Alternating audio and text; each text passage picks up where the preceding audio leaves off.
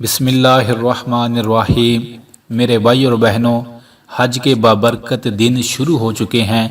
یہ وہ دن ہیں، میرے رب کو دنوں میں کسی اور دن اپنے بندے کی عبادت اتنی پسند نہیں جتنی حج کے پہلے 10 دنوں میں پسند ہے۔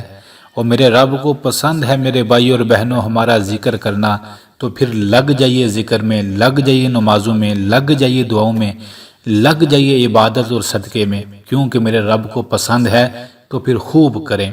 میرے بھائی اور بہنوں، حج کے مہینے میں آپ ایک وظیفہ ضرور کریں۔ یہ برکتوں والا، رحمتوں والا قرآن کا پیارا لفظ ہے۔ اس لفظ کو ذہن میں رکھ کر آپ کو جو چیز چاہیے اس کی نیت کر کے اس لفظ کو پڑھتے رہیں۔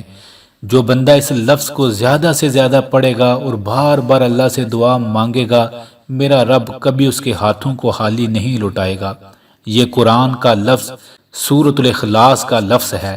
اللہ الصمد، اللہ الصمد، اللہ الصمد۔ بس اس سورۃ الاخلاص کے لفظ کو جتنا ہو سکے آپ پڑھیں۔ اللہ الصمد، اللہ الصمد۔ اے اللہ تو بے نیاز ہے، تو جو چاہتا ہے کر دیتا ہے۔ اے کریم رب، مجھے حج کے دنوں کے صدقے اولاد دے دے۔ اے کریم رب، مجھے حج کے دنوں کے صدقے صحت دے دے۔ اللہ الصمد، اے میرے سونے رب، مجھے حج کے دنوں کے صدقے غربت کو دور کر دے۔ اللہ الصمد، اے میرے پیارے اللہ، حج کے دنوں کے صدقے میری زندگی میں جو مشکلات ہیں دور فرما دے۔ اللہ الصمد، اے میرے سونے اللہ، حج کے دنوں کے صدقے ہماری زندگی سے پریشانیاں دور فرما، دکھوں کو دور فرما۔ اس لفظ کو پڑھیے گا، حج کے مہینے میں ہزاروں میں پڑھیے گا، لاکھوں میں پڑھیے گا، اور ہر روز پڑھیے گا۔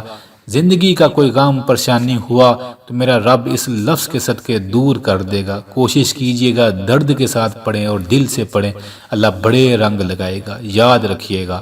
آخر میں دعا ہے رب العالمین سے ان تمام بھائیوں اور بہنوں کے لیے دل سے جو کمنٹس میں دعا کا کہتے ہیں، جو نہیں بھی کہتے، اے رب کعبہ، حج کے بابرکت دنوں کے صدقے ہر انسان کی زندگی سے ہر دکھ اور پریشانی کو دور فرما دیجئے، آمین آمین۔